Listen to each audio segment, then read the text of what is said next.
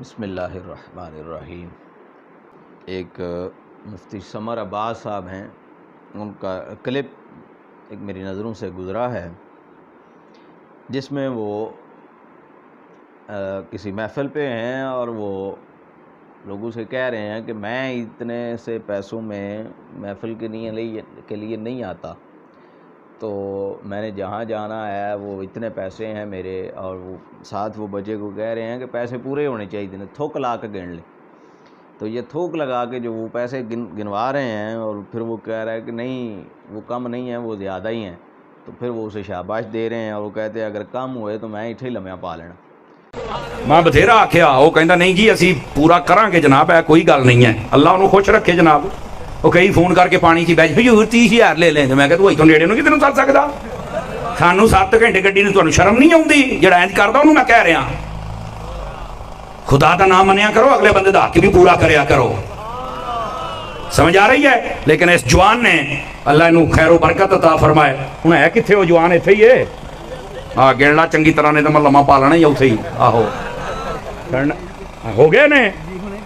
ہاں تھوک لا کے گن لیں۔ اے میں اپنا طریقہ جی میرا ہو اس تو بھی سانوں بعد نہیں ہے تیاری صاحب، ادا کہیں گھنٹہ بعد لا دے، جدو جائیے ادو وچوں 10 کھچ لیندے نے، میں کوئی نہیں جے چھڑنا، چونکہ پٹرول پمپ والے ود اوے ادھر آ شابش لے لا، ادھر ادھر آ پہلا بندہ جے، یقین کرو نا آ پہلا بندہ جنہیں آ ہمت کیتی، نہیں تو سارے ایداں کر کے چل پئی۔ حضور بات یہ ہے، آپ ماشاءاللہ مفتی ہیں اور ایک بڑی جماعت کے ساتھ آپ کا تعلق ہے، کیا آپ نے کبھی سوچا ہے کہ کیا دین، شریعت، اسلام اور ائمہ محدثین اس کی اجازت دیتے ہیں کہ آپ ممبروں پر بیٹھیں اور کہیں کہ میں نے اگر تقریر کرنی ہے، خطاب کرنا ہے، نعت پڑھنی ہے تو میں نے اس کے اتنے پیسے لینے ہیں؟ اب آپ چونکہ اپنے آپ کو اعلیٰ حضرت شاہ امام احمد رضا خان صاحب رحمۃ اللہ علیہ، آپ ان کو اپنا استاد مانتے ہیں اور آپ ان کے پیروکار بنتے ہیں، آپ مسلک اعلیٰ حضرت کے پیروکار بنتے ہیں، اور آپ اپنا ساری توجہ آپ کی اعلیٰ حضرت کی طرف ہے، تو کیا اس معاملے پر کبھی آپ نے اعلیٰ حضرت کا فتویٰ پڑھا ہے؟ اعلیٰ حضرت کا جو فتویٰ ہے وہ میں ساتھ اٹیچ کر رہا ہوں، وہ دیکھیں آپ۔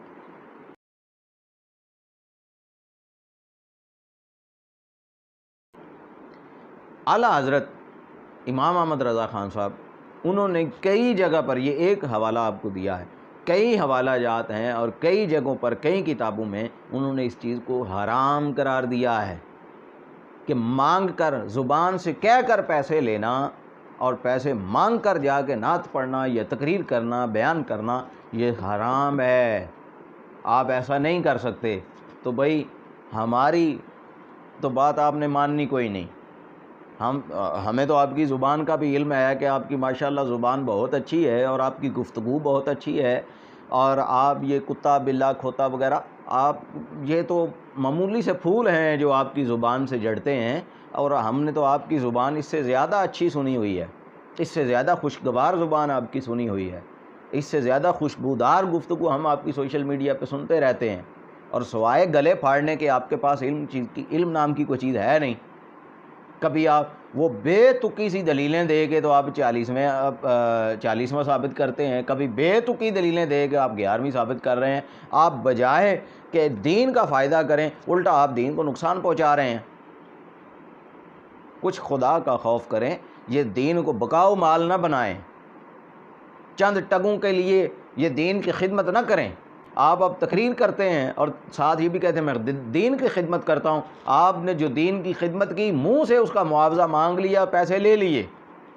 جب پیسے لے لیے قیامت والے دن پھر جب آپ کی پکڑ ہوگی تو آپ کہیں گے میں نے دین کی خدمت کی ہے، تو پھر بتایا جائے گا بھائی دین کی خدمت جو کی ہے اس کا معاوضہ بھی لے لیا ہے، منہ سے مانگ کے لیا ہے، لہٰذا وہ وہاں کا معاوضہ وہاں لے لیا، اپنی خدمت کا عوض لے لیا ہے، یہاں کوئی معاوضہ نہیں ہے، یہاں آپ کا کوئی بقایا جات نہیں رہتا، آپ کا کھاتہ کلیئر ہے، پھر آپ کیا کریں گے؟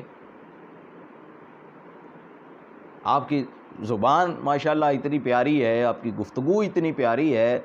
آپ کی گفتگو سے پھول اتنے جڑتے ہیں کہ الامان الحفیظ، تو خدا را دین کو بدنام نہ کریں،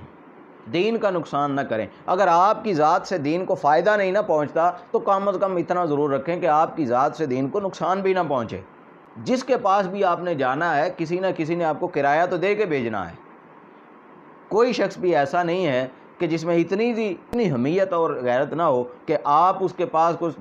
1500 300 کلومیٹر کا سفر کر کے جائیں اور وہ واپس آپ کو خالی ہاتھ بھیج دے، وہ آپ کو کھانا نہ دے یا آپ کو پیسہ نہ دے، کرایہ نہ دے۔ کوئی بھی اتنا گرا ہوا شخص نہیں ہوتا۔ ہر شخص آپ کی عزت کرتا ہے، آپ کو کچھ نہ کچھ دے کے بھیجتا ہے۔ تو پھر بھی اگر آپ منہ سے مانگ لیں گے تو بتائیں پھر آپ کے پلے کیا رہ جائے گا؟ دے کے تو کسی نے بھیجنا ہی بھیجنا ہے، لیکن آپ کی عزت اس سے کم ہو گئی ہے کہ آپ نے اپنے منہ سے مانگ لیے ہیں۔ خدا را دین کو بدنام نہ کریں، دین کو تجارت کا ذریعہ نہ بنائیں۔ اگر آپ کے پاس کوئی اس کے علاوہ کوئی ذریعہ آمدن نہیں ہے تو اپنا ذریعہ آمدن بنائیں، اپنا کاروبار بنائیں، جہاں سے کمائیں اور کھائیں اور لوگوں کو کھلائیں، لیکن دین کو تجارت کا ذریعہ نہ بنائیں۔ اللہ رب العزت کی ذات آپ کو ہدایت عطا فرمائے۔ والسلام علیکم ورحمۃ اللہ وبرکاتہ۔